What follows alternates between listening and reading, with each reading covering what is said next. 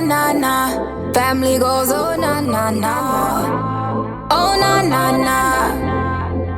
Come kick it with the Casey's. All that love and all those babies. C-A-S-C-Y.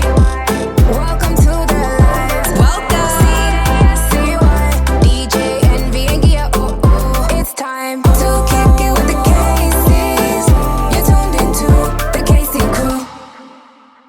What up, y'all? It's DJ Envy. And I am Gia Casey. And this is another edition of the KC Crew. Welcome. Hello, beautiful people. How are you guys doing? And I just want to salute to the first comment last week on YouTube.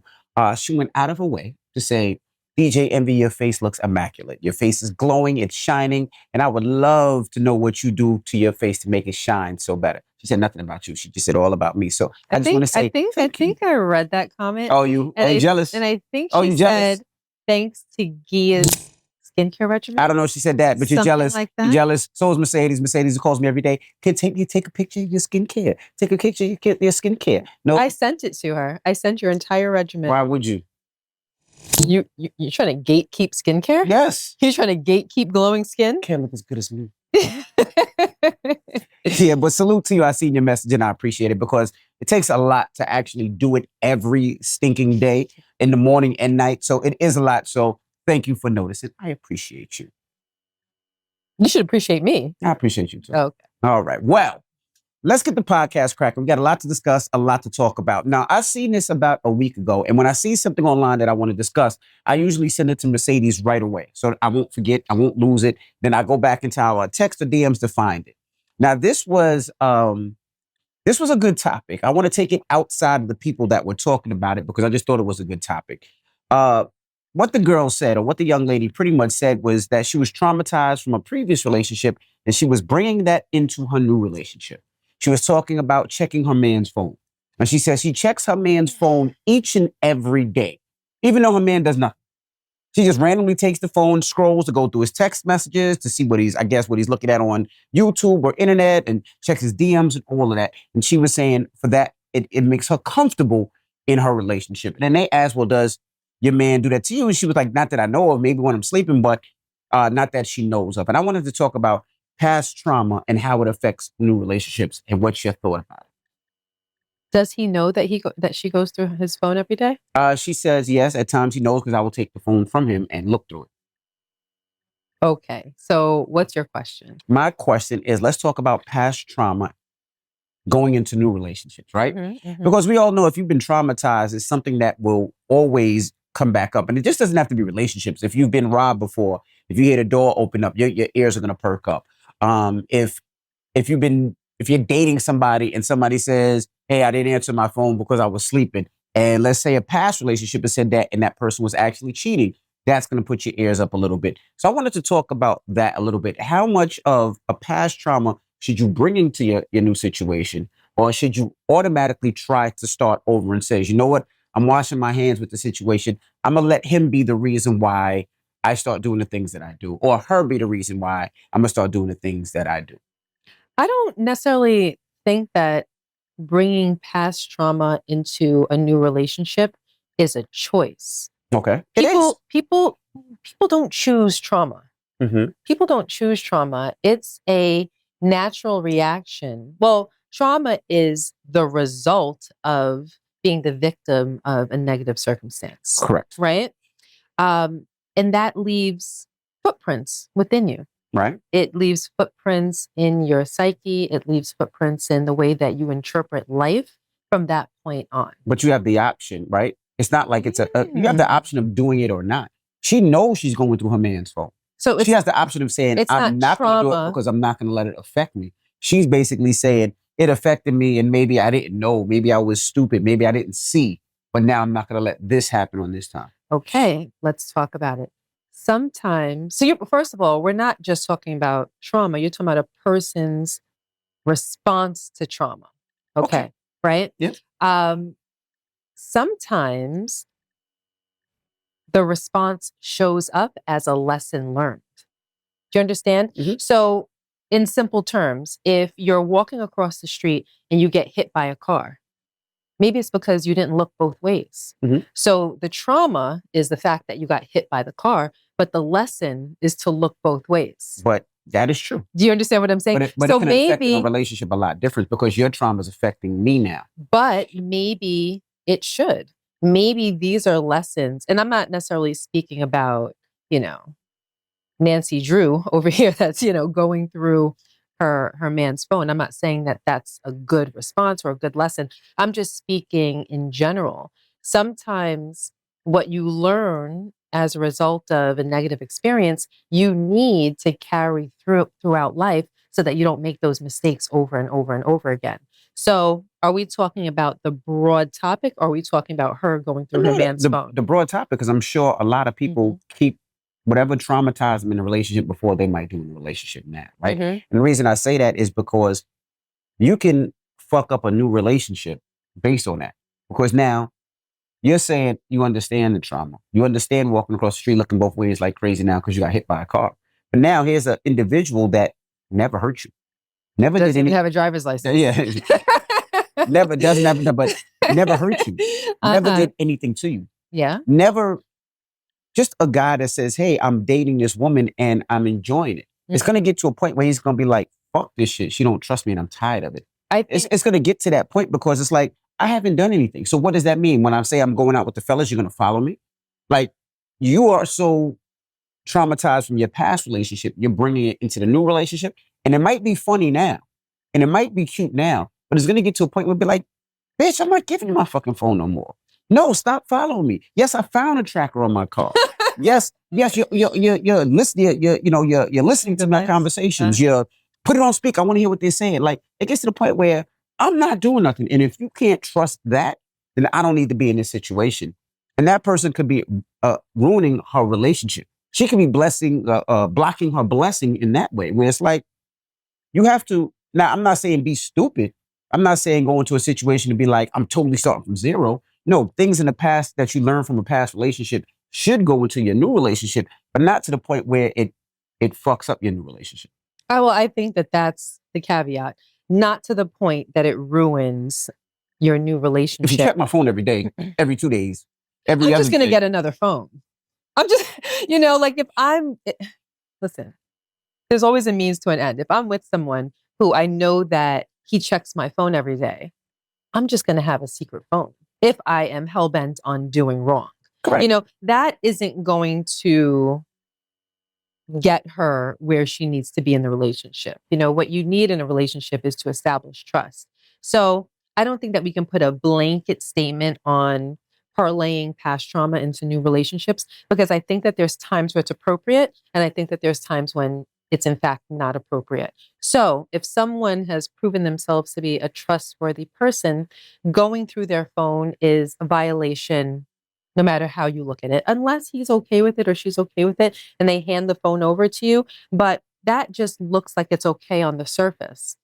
That still, even if they're okay with it, is leaving the impression of mistrust, which is toxic to a relationship. So I don't think that that's really ever okay. Do many, I'd be inclined to say most, but that might be a stretch. But many people, not just women, people do that. Your man or your girl falls asleep, you take that phone, you hover it over their face, unlock that phone, go lock yourself in the bathroom and start scrolling and see what you can find. That's something that is done and it's tried and true. We all have either done it or know someone that's done it. So and here's the thing. I speak against it because it does show mistrust, but a lot of people can't be trusted. Oh my gosh, my mind is being inundated with past friends, current friends that have done that and found exactly what they were looking for. So there was a reason.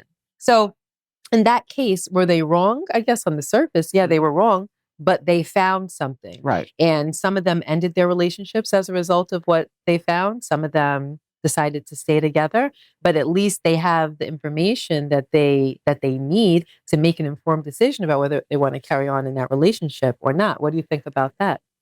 And then you know what the guys usually say? Well, you don't want to find anything, or if you can't Stop deal with looking. it, stop looking. Oh, you look, so you found, you know? Yeah, but I think it has to get to a point where you can't live your life trying to,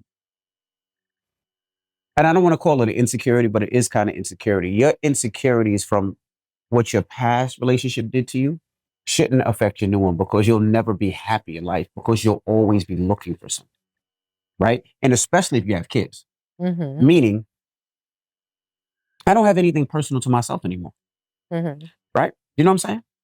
Yeah, I'm confused. I do. I don't have anything personal to myself anymore, meaning I don't have to worry about Gia grabbing my phone. Brooklyn takes my phone. London takes my phone. Jackson takes my phone. Madison takes my phone. There's so many times in this house where I can't find my own phone, and my kids have it, and they're looking. And I'm like, damn, if I ever had anything inappropriate on there, if I even had a naked picture of you, they would see it, because they go through my phone like crazy. Mm-hmm. So when it comes to that situation, back to what you were saying, you can't allow it. You can't allow the insecurities to affect your new situation, because if it affects your new situation, you'll be in a situation where you'll be chasing this forever. I think that sounds great, but to be honest, I know what the right thing You'll never be happy. I know what the right thing to say is, and we've said that.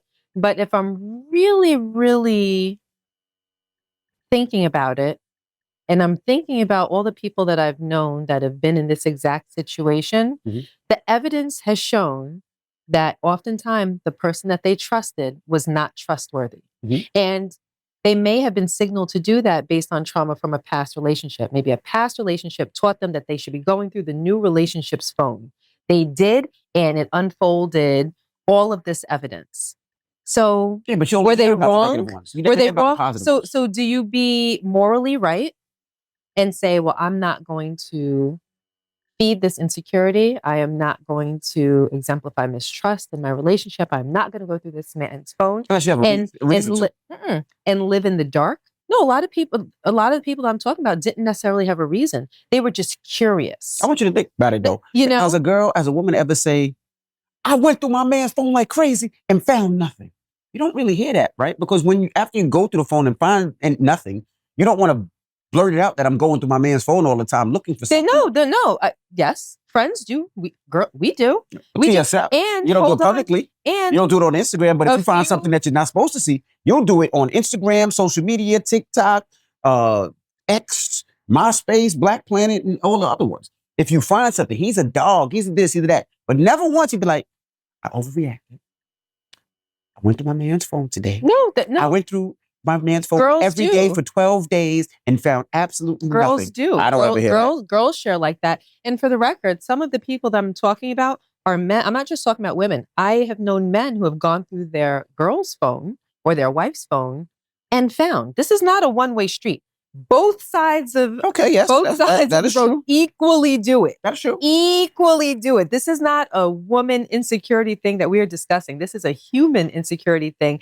And I don't want to say something just because it's the right thing. I know that people have trusted their partners, but out of curiosity looked and found something. If there's something to find, if something makes you feel uncomfortable, yes, then I say, absolutely positively look. But if it's a regular normal day and you're checking every 2 days because you're looking for something because of what your past man did or your past woman did, and you're like, it has to be something. He's too good. There has to be something. He really likes me. I think that's whack. I just think you're actually ruining that situation. Well, I'll tell you how I feel personally. Okay. I'll say this. I think that it's wrong to do.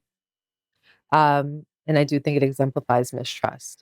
But the evidence goes against what I think is morally right. I've known too many people that trusted and checked out of curiosity and found out that their man or their girl was cheating. So it's not right, but it might be worth it. It might be worth it to have a moral misstep. But I wouldn't advise it. And now if I'm speaking from a personal point of view, because I always try to separate who I am as a person from what I think outside of my own being and my own life. Because whenever you look at anything, you have to look at things realistically, and you have to look at things from different perspectives. If not, you pigeonhole yourself into a way of thinking that may not be conducive to reason or reality, right? So for me, I've never checked your phone. I checked your phone once. Maybe 11 or 12 years ago. Mhm. 11 or 12 years ago, I did check your phone once. Something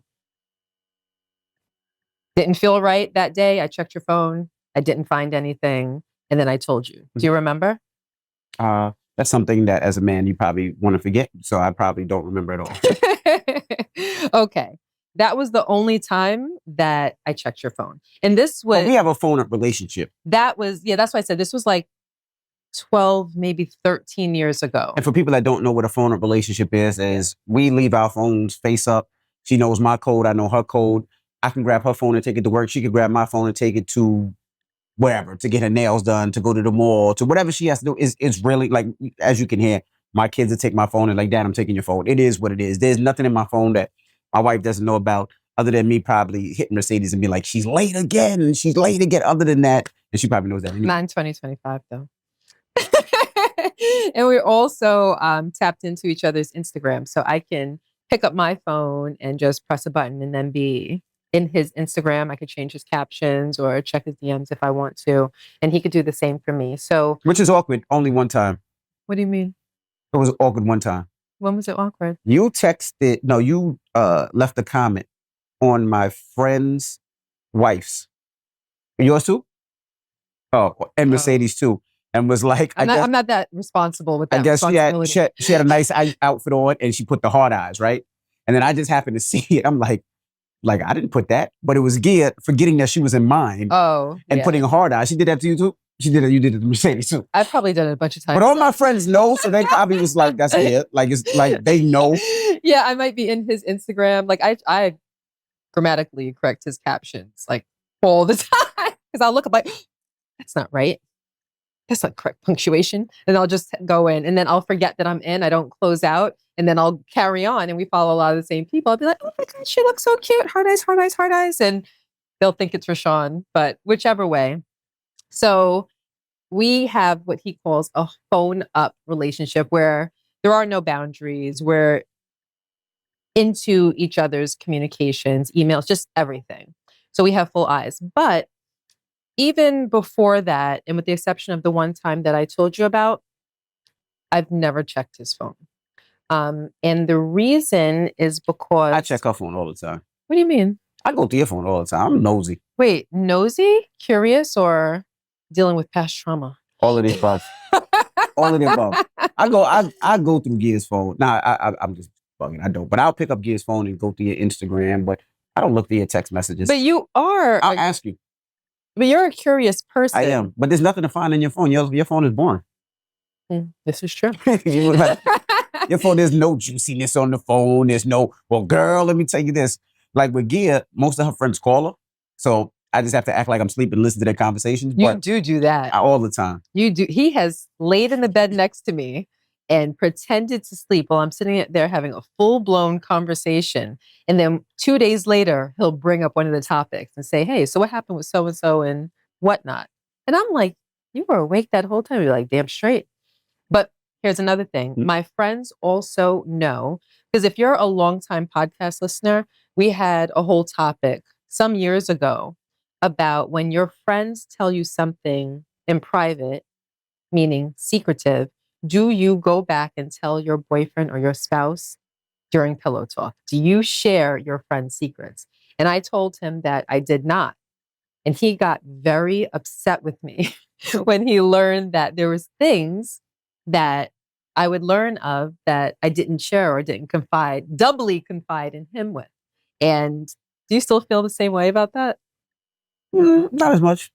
Well, regardless, because of that and because of this whole upheaval in our relationship and the fact that he thought I was keeping things from him and we should be able to share everything and blah, blah, blah, my friends now know that if they tell me something, you have to treat it as though you are telling Rashawn as well, because he may be laying next to me in the bed, fake sleeping, or he may go through my phone looking for something. He just has access. So if you text me or whatever, just know that it may have more eyes than you would have expected. Mm-hmm. But anyway, as I was saying before, I don't go through his phone, but yes, there's everything that all of the reasons that we talked about a little while ago. But I think the bigger part of the reason is if I thought that I was married to someone that I had to do that to, then that in and of itself would be enough for me to question my marriage and question my relationship. Mhm. If I felt as though I need to spy on you, check up on you, put devices in your phone, and yes, I know people that have done all of that. Mhm. Not devices in the phone, devices in your Car, computers, bag, computer, yeah. devices in your car, tracking devices. I mean, I've known people I have a whole education on ways that you can catch a person out there. But I think that before you get to that point, the first step is feeling that you can't trust that person. Mhm. And it goes far beyond a person getting caught out there or finding a DM or finding a text message or a phone call coming in the middle of the night or, a person being very secretive about their entire existence. I think it all kind of starts with a feeling. There's a feeling that something doesn't feel right. And once I started having those feelings, we would really have to get to the bottom of it between us. Because once I got to the point where I felt like I had to do all of those things, personally, I would feel degraded. I would feel like you're better than this. You're sitting here sneaking around, taking this man's phone in the bathroom and going through it like some loser. This would be my internal dialogue because sometimes, we have to beat ourselves up to understand what's really real. Like I would tell me, like, you're sitting here doing this like some loser, like some desperate loser, trying to find out if your man, like, we got to take this back a few steps because I would never want it to even get to that point. But sometimes, I talk about like quarterbacking the relationship. I am like the accountability police. And he is too. We hold each other very, very accountable. If I feel as though something isn't right and I don't feel right, I am going to sit him down and have a conversation with him. And one thing about Rashawn is that if he's uncomfortable having a conversation or there's something wrong, I'm going to be able to sense it because he's going to give you like a one-word answer.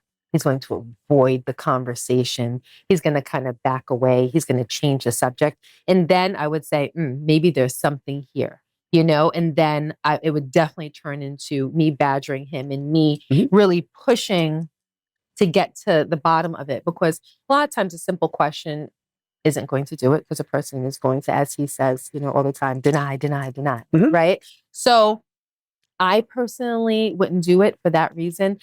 But even though it's wrong, I can't say that I denounce it altogether. I think that there are times where it makes sense. Okay. We'd love to know. You see how she feels about it, and you see how I feel about it. We'd love to know how you treat past traumas in your new relationship. You can leave a comment or, of course, DM us or email us, thekcrew@gmail.com. That's THEEKCrew@gmail.com. Now, the other day we were out speaking, right? Before we get to pillow talk. And you were asking me, we were talking, I don't even know how it would go. It was about dating and seeing people in the club and how you would react and how you would kick it to them. And you asked me, if you see me in the club, how would I kick it to you? Yes. I first asked you, we were having a really great, we were out to dinner and we were having a really great conversation. And I was thinking to myself, like, damn, it would be so cool if there was a camera here, like recording this conversation, because it was so good. But yes, I asked you first if you saw me out at a club and we were single and completely unattached and, whatever. What would be your first impression of me? What would you think my story was? And would you kick it? Would you not? Like, it started because it was really cute. We were there in the middle of the conversation. He was like, would you marry me? And I was like, really? So if we had to do this all over again. That was like a week ago, so, like a couple of days ago. It wasn't, 23 years ago. It was like a week ago. Yeah. He was like, will you marry me? It was just a really sweet and darling thing to say 30 years later. And I said, if we didn't know each other, do you think that if we met in a club now that you would have that same interest? And do you think that you would, and he was like, absolutely. Like, I would know from the moment that I saw you. And then we got into this conversation. Right. So you asked me that, and then life happened. I think the phone started ringing, the kids started The calling. check came. The check came, and we had to go. We had to go. And then, so we never actually had the and conversation. then when we started finishing the conversation in our bedroom, same thing happened. I fell asleep. The kids came. It was this and the other. And then I thought about it, and I was like, you know what? It's a great thing to answer on a podcast. Because sometimes, if you don't know, our podcast comes from real life. It comes from things that we've seen online, things that we've seen that's interesting, things that's going on in our relationship. And I thought about it, and I was like, well, let's answer it on the podcast. Well, if I did see you in the club, I would say 90% I would not kick it to you. Really? Mm-mm. Why? Probably for many different reasons. One, I want to know who you are, right?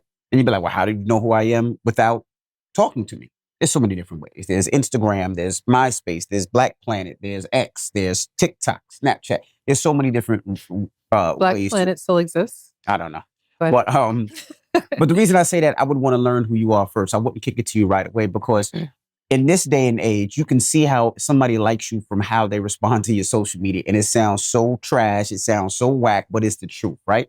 Mercedes, if you know that a guy likes you, what's the first thing that they usually do? Follow you on Instagram and like a picture, right? Right? And that's how you know that guy's interested. Huh? Comment on your story, or, put a little like or something like that. That's the first thing, right? And if that person plays back, likes me, starts following me, I know there's something there. And you'd be like, well, why? This is you, why? Like, that's so childish. Yes, you're right. But the reason that I like that is because when you're in front of people and everybody's looking at you, it makes it a lot easier for you to be yourself, right?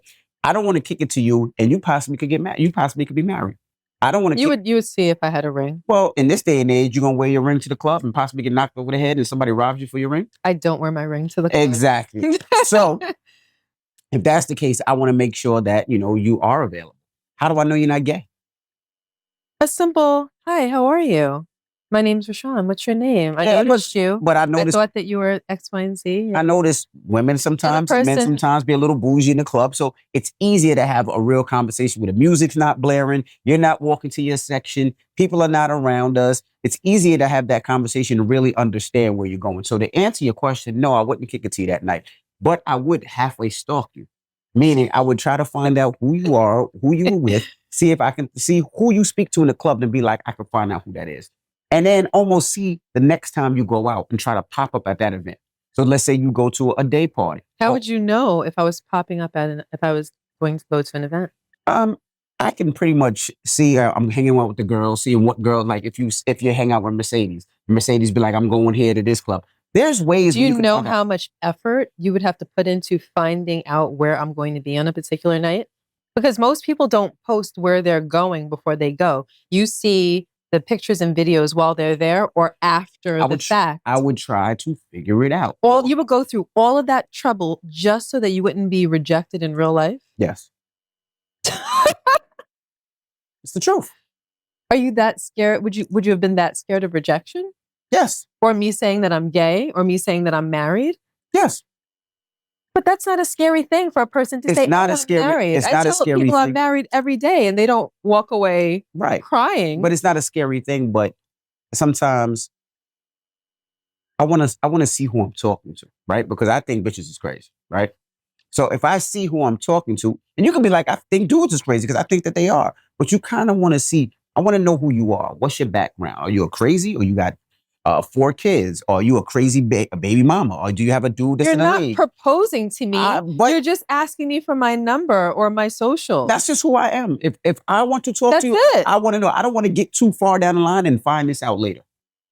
That's just the way I think. Down the line, after you call me and we get to know each other a little bit, you exchange the pleasantries and all of the surface information, who I am and what my story is. No, you're not going to say, hey, how you doing, George? Yes, I'm a crazy bitch. I got 3 babies and my man's in the league. I'm suing him right now for $50,000 a month. I got 6 bunions and I was really born a male and now I'm a woman. You're not going to say that on the first conversation. Okay. So, but I want to know who I'm dealing with before I deal with the person. And I tell that to everybody. You're just talking about kicking it though. You're acting like you're about to get down on the knee. I mean, that's where I want to go. Possibly. I just don't want to fuck. That's where I want to go. I tell Mercedes, I tell anybody when they were dating, find out everything about this person that you can. If not, I will. So I know what's happening. Before Yes. you even have a conversation over Absolutely, positively. And I think that's what you should do. So you know what you're jumping into before you jump into it. You don't want to jump into a situation blind and not know. I told that to Madison when she started dating Andrew. Find out about him. Find out about his parents. Where does he live? Where does he come from? This, that, and the other. Find out all that information so that you know before you jump into a situation. I tell that to Logan too. You're dating somebody, whoever it is, find out who that person is. Look up their information. Know what you're getting into before you get into, because sometimes once you jump in, you can't jump out. I'm not saying I disagree with you. You got a crazy person cheater on your car. You got a crazy person flattening your tires. I'm not saying I disagree with you. I just think that it's a bit intense to go through all of that. Now you accessory to murder because you didn't know that person was a murderer. Like before you just walk up to someone and say hello and introduce yourself. It seems a bit much to me. Not me. You walk in a Target with the person and they're stealing stuff. I'm not saying I disagree with you. I just think it's a bit much to go through. Well, you asked me what I would do. That's what I would do. Okay, so you would just go through all my stuff. Okay. All right. And then if I pass the sanity test, then I would kick it to you. Hey, how you doing? I seen you the other night. You look beautiful. It must be God's wish because I'm seeing you again. God's wish, huh?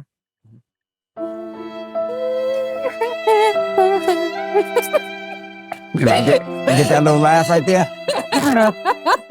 You might be right. You might be right. All okay. Right. All right. But let's get to pillow talk. Okay. What's in, what's up, what's down, who's trending? I wanna know now. Can we talk? Can we pillow talk now? Can we talk? Let's pillow talk now. Now, this week's pillow talk is actually from your president.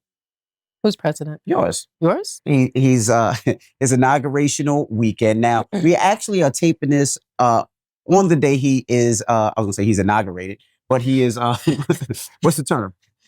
Inaugurated. Oh, I had it right, motherfucker. The day that he is sworn in to be the president.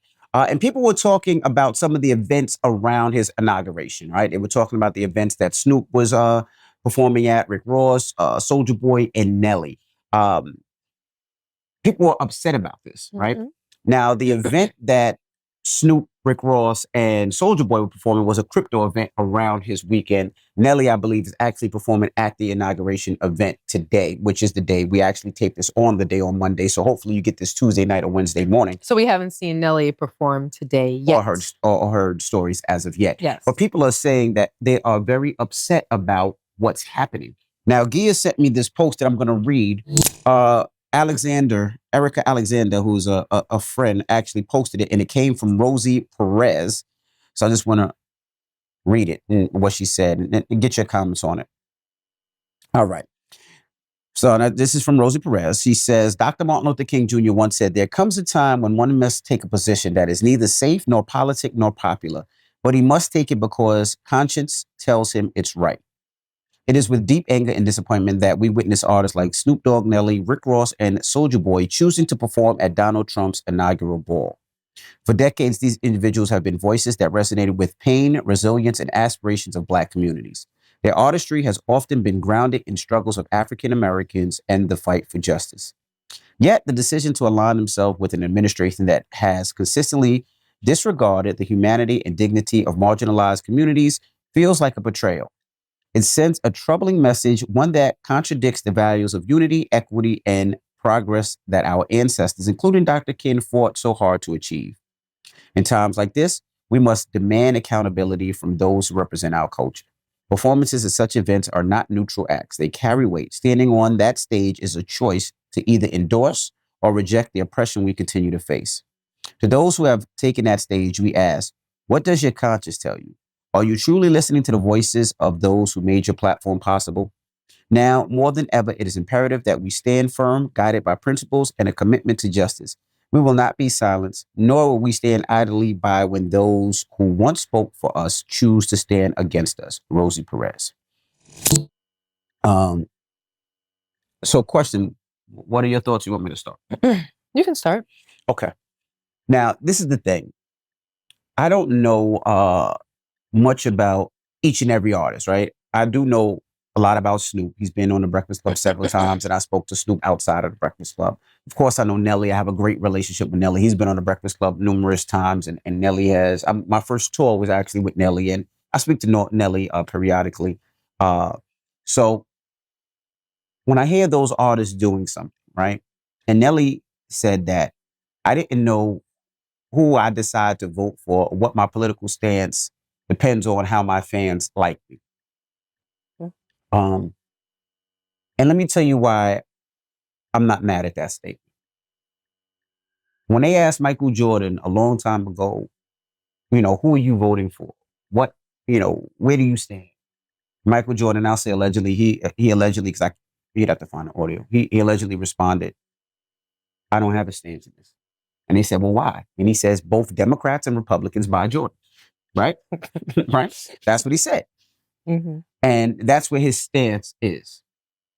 Basically, that he's not going to reveal who he's politically aligned with. Correct. Because he has bigger fish to fry. Right. And I'm not mad at that. And I'm not mad at the era and the age where your political choice was your political choice, right? You didn't have to blast it on social media. You didn't have to put a flag in your yard. It's who you decided and who you wanted to go with, right? Now, I respect what Erica Alexander reposted, and I respect what Rosie Perez posted, but also I would say this, people are bringing up an old video of Snoop, where Snoop was like, who's going to be performing at Donald Trump? Let's play it right fast. So ain't nobody going to perform for Donald Trump, huh? Which one of you jigaboo going to be the first one to do it? I'm waiting. I'm going to roast one of you Uncle Tom for doing it. Which one of you going to do it first? Osby's the one that performs for himself.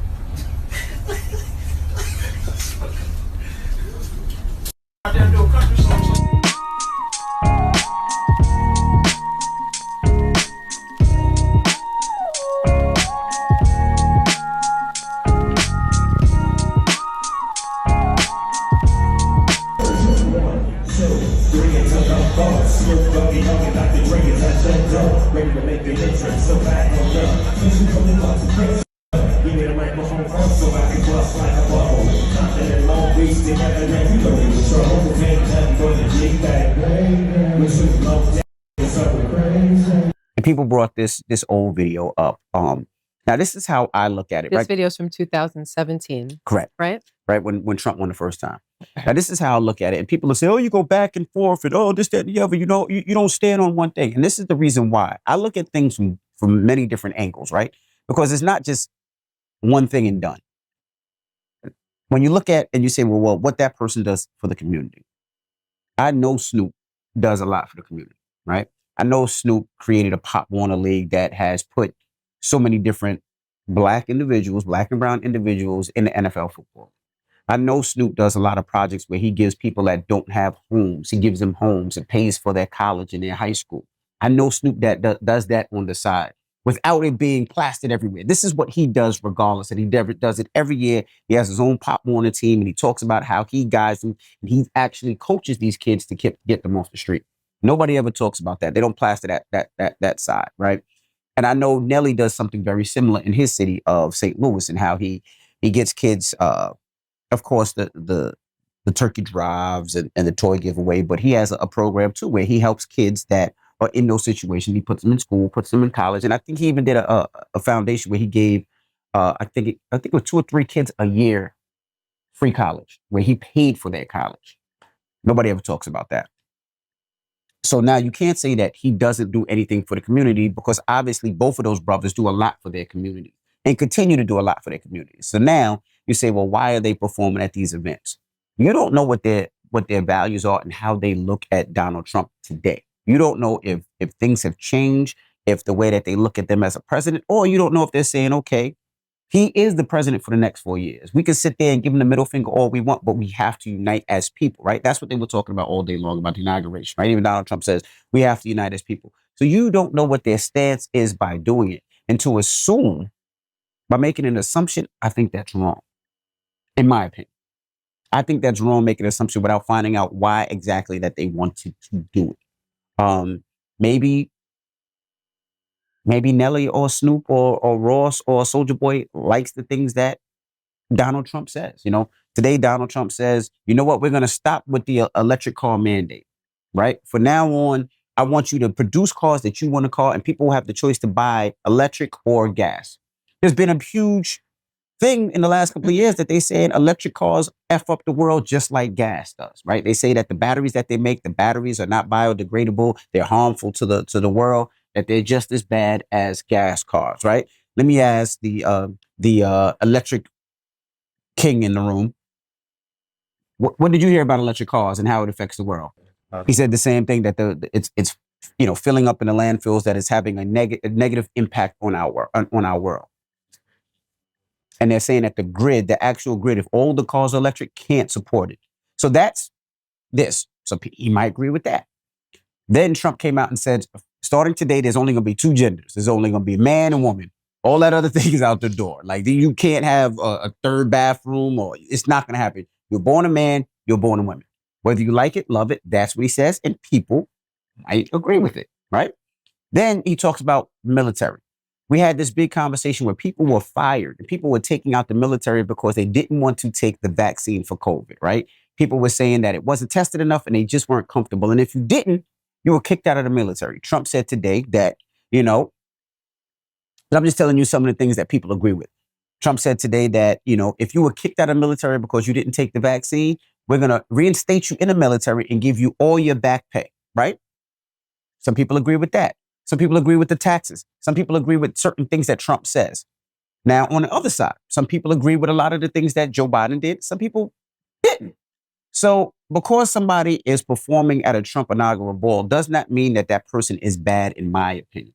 It just matters. To me, there's things that person can agree with that Trump does. Now, I'm not defending Nelly or Snoop because I don't know what their mentalities were. But I think when we look at these things, we have to look at all sides of the things, right? People's like, well, Trump's a racist, this, that, and the other. I'll tell you how I feel about that, right? And when it came to Donald Trump, and, a lot of times Democrats, and I don't want to turn this into a political thing, but, people said that, Trump is foul for pardoning his people and doing this, that, and the other. I heard Biden with my own mouth say, I am not going to pardon my son. I'm going to let the courts deal with it. And whatever the courts deal say, I'm going to stand by, right? What's that? What's the SpongeBob? 12 seconds later. I'm pardoning my son. Mm-hmm. They're all the same to me. All the politicians, they all the same. They all full of shit. They all do what's best for them. So in that perspective, I would have to hear the reason of why they're performing. Because please believe it, Snoop does not need the money. Snoop Dogg does not need the money. Does not. He just did the Olympics and got $8 to $10 million. Snoop does not need the money. Nelly does not need the money. Nelly still gets $100,000 to $150,000 a show to perform. And he performs numerous times a month. Does not need the money. So they're doing it for a different reason. And I'm curious to understand why. And I'm sure they'll explain and break down why. But I can't sit there and tell those brothers what's right or what's wrong. I think what is in our face so strongly is the video that we just showed, right? He, with his own mouth, said some very potent statements. He did. And basically said he's going to sit back for the roasting, I guess, if he's not roasting them himself, if you get up there, essentially, and shuck and jive for this president, right? And he was harsh about it. And it showed the disdain that he would have for a person that is doing the exact same thing that he is about to do or has already done. Now, that was in 2017. Right. It was in 2017. So things could have changed. I'm getting to that. Okay. So I think that that's what people are having this reaction to. Watching you not imply, people aren't inferring, well, I think this is what he meant. You're very, very direct and explicit about what you meant in 2017. And you were very cavalier about it, right? Then you fast forward a few years and you are in the position that a person would have been that you would have been condemning in 2017.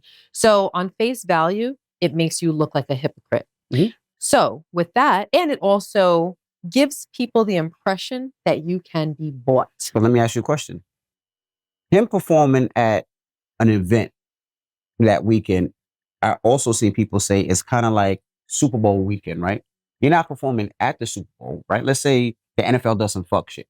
You're not performing at the Super Bowl, but you're performing an event that may or may not be Super Bowl related that weekend in DC. That Meaning, may or may not Trump- be. Trump- So are you suggesting that maybe well, the what he- cryptocurrency event where he performed at, I don't even know if Trump was involved with that. Trump wasn't there. This was just an event that weekend. So like, when I go to the Super Bowl to DJ, 90% of the events that I do have are not related to the NFL. Mhm. They're just people doing their own situations, own parties, and this, that, and the other. So I don't even know if that event was related to the president. Well, that would have to be explained. That would need to be found out for Mhm. someone to have a real opinion. Right. But based on what everyone thinks and what the impression is now until that's negated, right? It seems as though he's performing in alignment with Trump's presidency, Mhm. right? And that's the thing. And for most people, it seems like a lack of unity. And it seems like it's quote unquote sellout behavior, as though he was bought. Now, that is what the overall impression is. That is what I would say Rosie Perez's statement is giving as well. I'll say this. Personally, I don't judge people for their political opinions and who they vote for or not.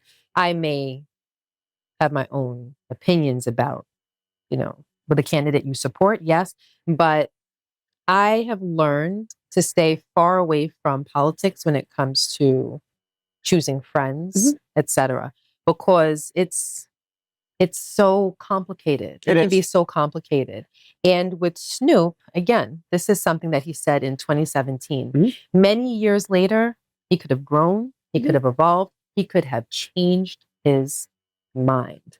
And I don't think that we hold people hostage to things that they've said in the past.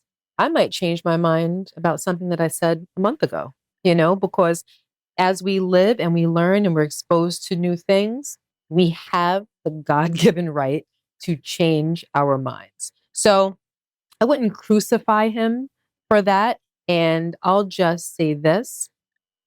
If he decides that he wants to perform and endorse, back, align himself, however you want to put it, with Trump's presidency, that is his decision. That is his choice. And no one has to deal with it except him. That is his business. Right. And I say, we let people do what they want to do and then just let everything play out. But we all have the right to an opinion. Erica Alexander and Rosie Perez and many, many of you have an opinion, and we're allowed that. But beyond that, I'm not judging anyone because I'm not in his space and I don't know what his actual reasons are for doing it. What I do know is that on face value, it's not a very good look. All right. Well, let's get to, before we get to the email of the week, let me shout out to our sponsor, Azuna Fresh. Now, Azuna Fresh makes all these products to make your space smelling fresh, whether it's your car, whether it's your house, whether it's anywhere that you have that has mold or anything that smells like poo-poo, horrible. Like, for instance, Estot's car. He's a smoker. We talk about it all the time. I drop one of those car fresheners, or I call it the bomb. You throw it in there, and a couple of hours later, you don't even know that it smells like smoke. Check out the commercial. What up, y'all? It's DJ Envy. Are you a dad like me? You take your kids everywhere. You feel like a Lyft or Uber driver, and they use your car for everything, even changing. And sometimes your car might smell a little crazy. When I'm talking change, I'm talking about cleats. I'm talking jerseys. I'm talking food. I'm talking tap shoes. Well, if you want your car to smell clean, use Azuna. Now, Azuna Odor Freshener will not just make your car smell clean, it fights the problem. It gets to the root of everything. And you ain't got to worry about it wasting after time because they have refills as well. Hello. So make sure you check out Azuna. Go to Azuna Fresh on Instagram or Amazon and order your Azuna now. If you don't know what to do or think, put it in a letter, just send it. We'll read it in the email of the week. The email of the week. All right, now let's get to the email of the week. Hey, Envy and Gia, my name is Kenya, and I need your help. First off, I want to say thank you because you guys, marriage advice is helping my marriage before it even gets started. My fiance and I are 5 months away from getting married and we want to try new things. I'm all for role playing and him tying me up, but he wants to try anal and my ass is off limits. I tried it before I got with him and I walked around for 3 days feeling like I had to poop. And then she went, this emoji. And I just feel very violated with anything going into my ass. Second thing is he wants to nut on my face.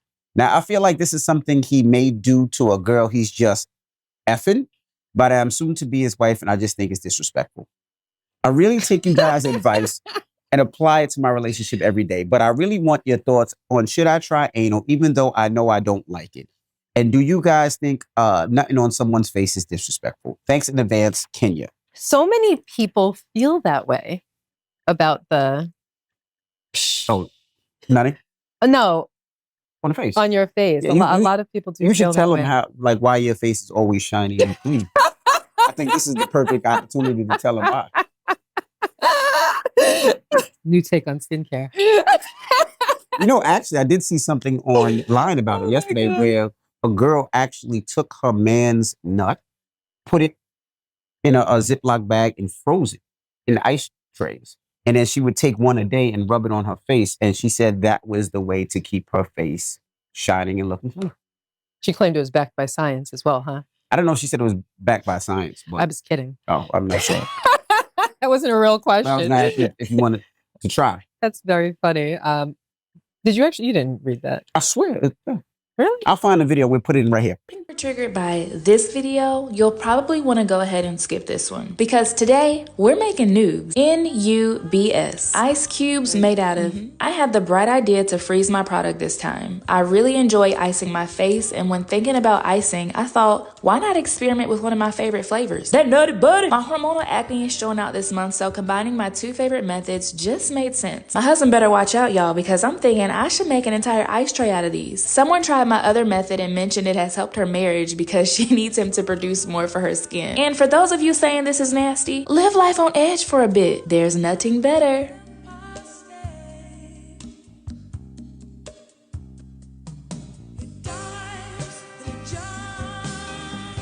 Okay. I want to hear what you think about this first. Okay. All right. So if you guys are about to get married, well, first of all, congratulations. I would say this.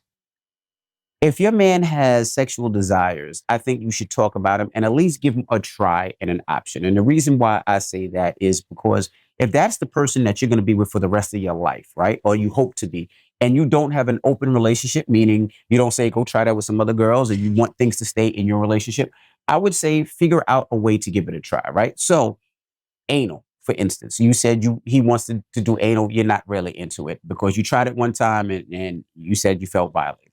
Well, I would, and I don't know how far you've been or where you've been as far as anal after that, but I would say possibly Google and see, because there are a lot of women that do anal out there and a lot of women that like anal. And I'm sure there's women that prefer anal more than vagina. I'm sure. I don't know. But I would see what makes it easier for them. Is it butt plugs? Is it more lube? Is it training your ass so it doesn't hurt? I don't know. But that's what I would look up. And then I would go to a sex store and try to find those things to loosen up my ass. That just sounds crazy. To loosen up your ass. So so that you can enjoy those things. And then if it doesn't work from there, then I would take it off the table. But I would say give him that opportunity at first. If this is something that he wants to do, and maybe it might be so painful, he's like, shit, I'm never doing this again. But I would say try that. That he would be like, I'm not doing this. Yeah, it's so painful for her. He's like, I ain't doing this no more. But I would say try those options first. Like try to at least see what it is to make it easier for you. And then after that, if it's not that for you, then you say, hey, I tried it, I didn't like it. Then you could cross that off the list. Now, as far as the ejaculating on your face, it's crazy. I felt like that in our relationship for a long time. Not necessarily the nutting on the face, but treating my wife, quote unquote, like a whore. Treating her like a whore or like somebody that you could throw around and be like, she is my sex doll. Or there's things that I felt like I didn't want to do to her because I looked at her as a wife and I put her on a pedestal. and said there's things I'm not going to try with her because I don't want her to feel like you creepy, crappy, cum slut. Like that's how I felt. What? But that's how I felt. Creepy, crappy. Cum slut. Okay. Go ahead. You didn't say that part, huh? But so, but it took times of having a conversation and many conversations where she basically said, no, I want to be a creepy, what's Latin? Crappy. Creepy, crappy, slut, right? And she said, basically, I want to feel your desires and I want you to feel my desires. If there's something that you want to try, something that you want to do, I don't want you to feel like you can't do that with me. Yes, I'm your wife, I'm your homie, I'm your girlfriend, I'm your slut. I'm all that in one. And I want to make sure this relationship makes you happy. It makes me happy. So we have to be comfortable doing those things. So I wouldn't feel that way. Like that is your man. And if whatever it may be, that's your man. If he's not looking at you that way, you should look at yourself that way. If he wants to, ejaculate on your face, ejaculate on his face. Sit on his face one good time. Ride his nose, ride his mouth. Awesome. So that way you're even. It is. It's not like he's saying he wants to pee on you. And if he does, you pee on him. Like, it is what it is. You guys should be in a relationship where you're comfortable, where you're happy, and there's nothing off the table unless it makes you feel uncomfortable. But if he wants to try something and there's nothing that can kill you, I say give it a shot and try it. And follow your own guidelines so that you don't feel like you're in pain or you don't feel a certain way. But I say try it. That's your husband. He's about to be your husband. And hopefully you guys will be together for a long time. And if these are some of the things that he's into, I say give it a try. So somehow your skin's so shiny. Tell him.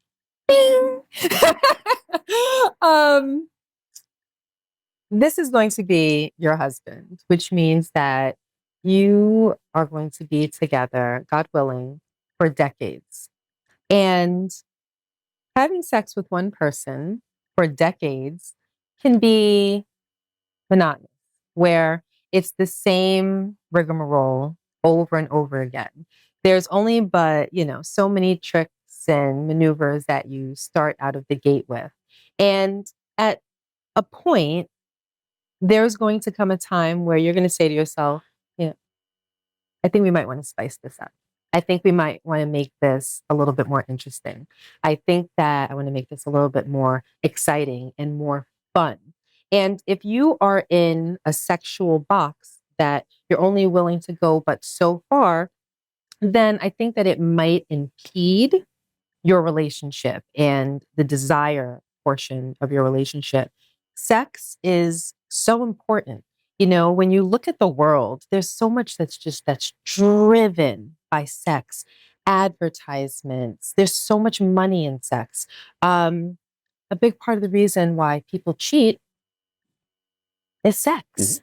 Attraction to other people, attraction to other things, desires, things that you can't or don't feel comfortable communicating with your partner. And you don't want to start a marriage where that communication is inhibited, where he doesn't feel comfortable that he can tell you the things that he really, really wants. As far left as it may be, your relationship should be a space where he can tell you anything and you can tell him anything without fear of being judged. Now, with that said, if you have a hard line that there's something that you do not like, but there's something that makes you feel uncomfortable, then you do not cross that line.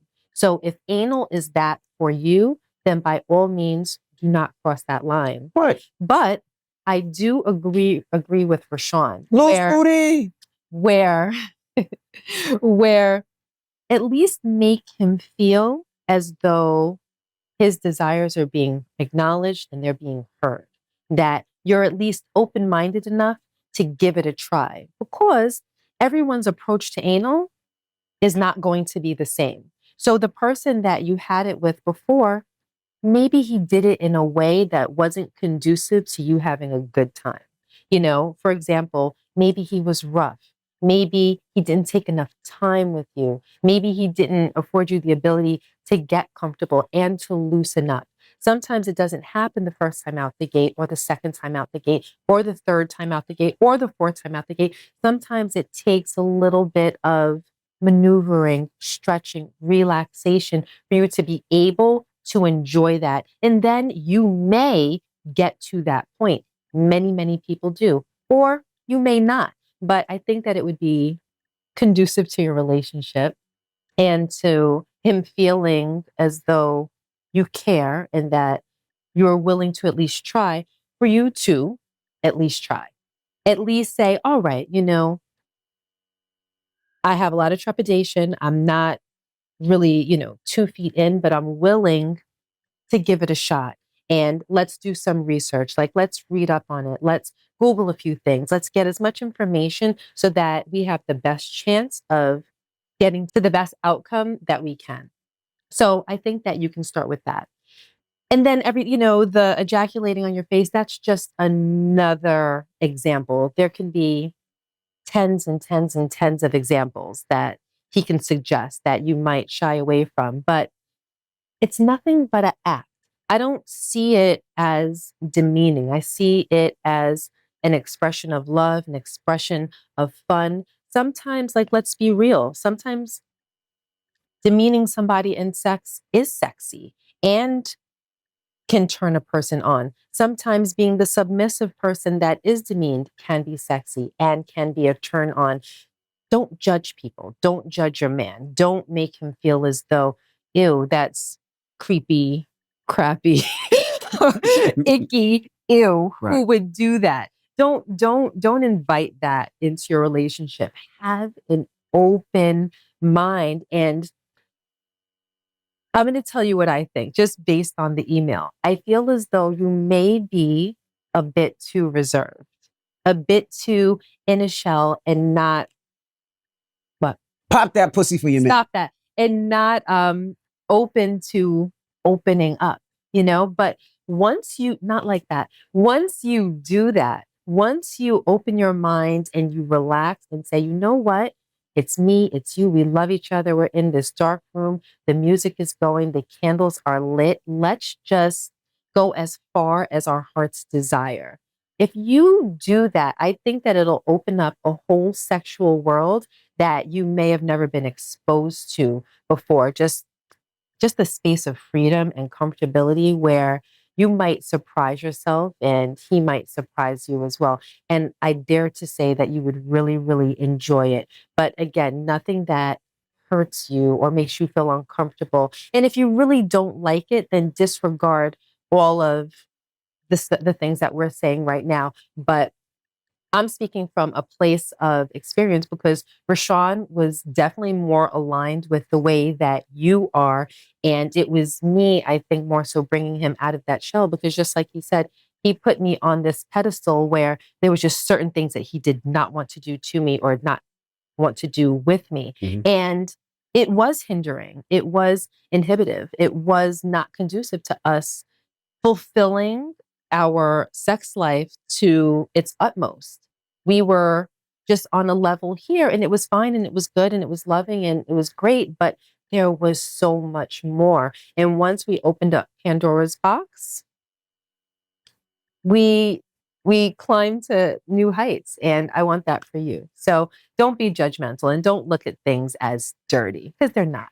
You're not doing it with everybody. You're doing it with your Mizan. That's right. All right. And you can always email us, thekcrew@gmail.com, THEEKCrew@gmail.com. And also, we want to remind you guys, our new book will be coming out this year. If you haven't pre-order it now. Real Life, Real Family, where we talk about raising kids. If you're thinking about having kids, if you're having kids, this can be a guide to help you guys, or you can put some of the things that we do tradition-wise on top of your tradition. So if you haven't got it, pre-order your book. And we're going to start, Ben's is going to start setting up the tour as far as what cities we're going to be going to. So if you want us to come to your city, please let us know. We would love to see you. And when we come to your city, hopefully we can do a podcast and bring some of you guys on stage and have real talk. All right.